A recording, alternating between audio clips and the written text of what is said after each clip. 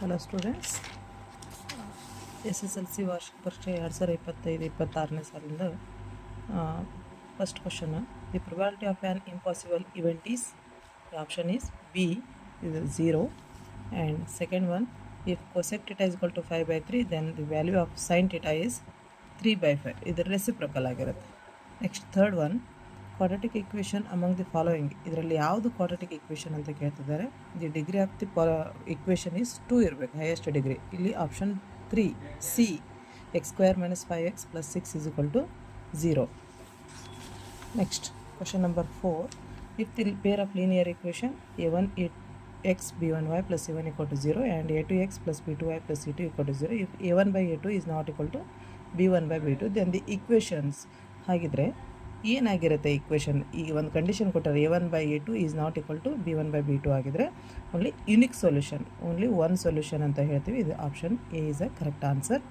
Next question number 5, the volume of the sphere of radius R units. Volume of ಸ್ಪಿಯರ್ದು formula ಕೇಳಿದರೆ 4/3 5r3.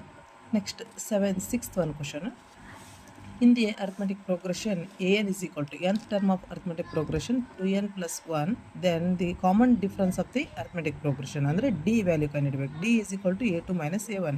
ಹಾಗಿದ್ರೆ an ಕೊಟ್ಟಿದ್ದಾರೆ, a1 is equal to and a2 is equal to ವ್ಯಾಲ್ಯೂನ find out ಮಾಡಬೇಕು. ಹಾಗಿದ್ರೆ a1 is equal to ಅಂದರೆ n ಇದ್ದಲ್ಲಿ 1 ಅನ್ನು ಸಬ್ಸ್ಟಿಟ್ಯೂಟ್ ಮಾಡಿದರೆ 3 ಆಗುತ್ತೆ. a2 is equal to 5 ಆಗುತ್ತೆ. ಹಾಗಿದ್ರೆ 5 - 3 is the difference is 2.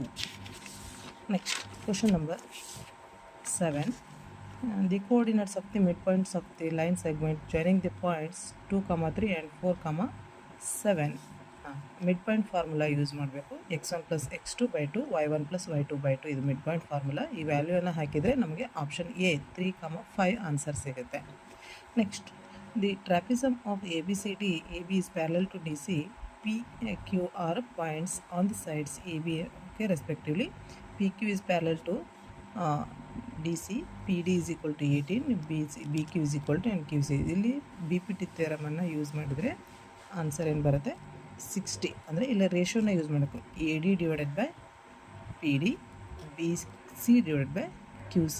ಈ ಒಂದು ಫಾರ್ಮುಲಾನ ಯೂಸ್ ಮಾಡಿದರೆ ರೇಷಿಯೋನ ಬರೆದ್ರೆ BPT ಥಿಯರಮ್ ಮೇಲೆ ಆನ್ಸರ್ ಈಸ್ 60. Thank you.